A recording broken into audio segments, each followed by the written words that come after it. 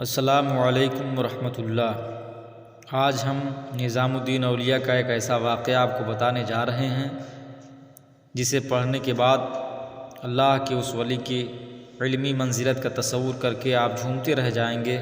نظام الدین اولیاء، آپ کا نام سید محمد نظام الدین اور والد کا نام سید احمد بخاری ہے۔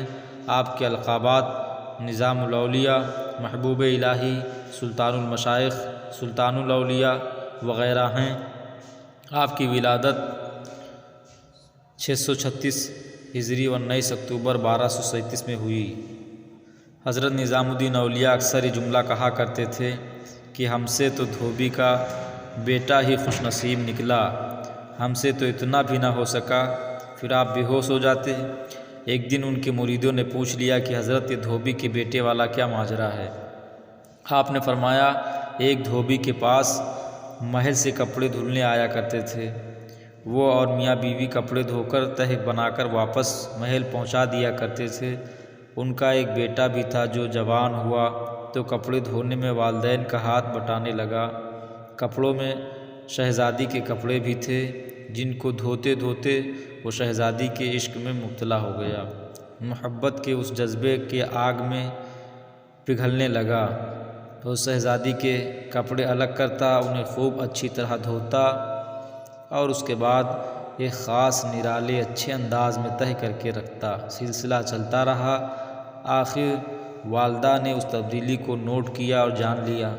دھوبی کے کان میں خسر پسر کی تو لگتا ہے کہ سارے خاندان کو یہ مروائے گا، یہ تو شہزادی کے عشق میں مبتلا ہو گیا ہے۔ والد نے بیٹے کے کپڑے دھونے پر پابندی لگا دی۔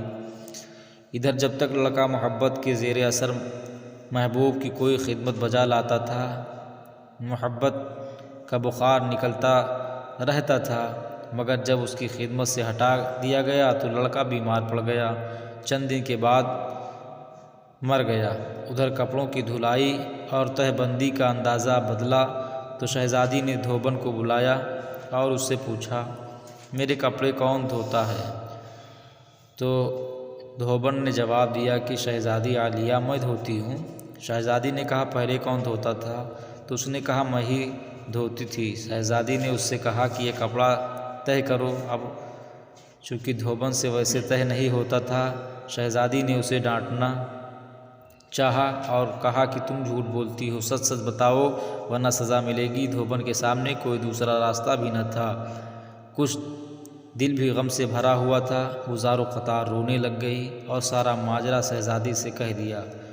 شہزادی یہ سب کچھ سن کر سناٹے میں آ گئی۔ اس نے سواری تیار کرنے کا حکم دیا اور شاہی سواری میں سوار ہو کر پھولوں کا ٹوکرا بھر کر لائی اور وہ لڑکا جو مر چکا تھا اس کی قبر پر پھول چڑھا دیے۔ زندگی بھر اس کا یہ معمول رہا کہ وہ اس دھوبی کے بچے کی قبر پر جاتی اور پھول چڑھاتی۔ یہ بات سننے کے بعد حضرت نظام الدین فرماتے ہیں، اگر ایک انسان سے بن دیکھے محبت ہو سکتی ہے تو بھلا اللہ سے بن دیکھے محبت کیوں نہیں ہو سکتی؟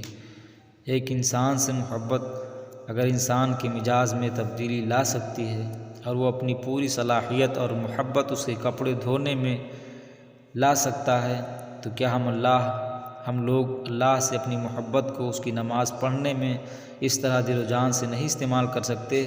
مگر ہم بوجھ اتارنے کی کوشش کرتے ہیں۔ اگر شہزادی محبت سے تہہ شدہ کپڑوں کے انداز کو پہچان سکتی ہے تو کیا رب کریم بھی محبت سے پڑھی گئی نماز اور پیچھا چھڑانے والی نماز کو سمجھنے سے عاجز ہے؟ حضرت نظام الدین اولیاء پھر فرماتے ہیں، وہ دھوبی کا بچہ اس وجہ سے کامیاب ہے کہ اس کی محبت کو قبول کر لیا گیا، جبکہ ہمارے انجام کا کوئی پتہ نہیں۔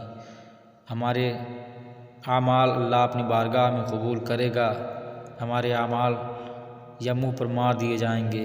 اللہ جس طرح ایمان اور نماز روزے کا مطالبہ کرتا ہے، اسی طرح محبت کا تقاضا بھی کرتا ہے۔ یہ کوئی مستحب نہیں، فرض ہے، مگر ہم غافل ہیں۔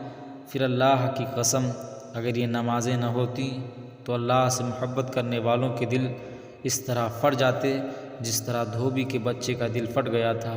یہ ساری رات کہ نماز ایسے ہی نہیں پڑھی جاتی، کوئی جذبہ کھڑا رکھتا ہے۔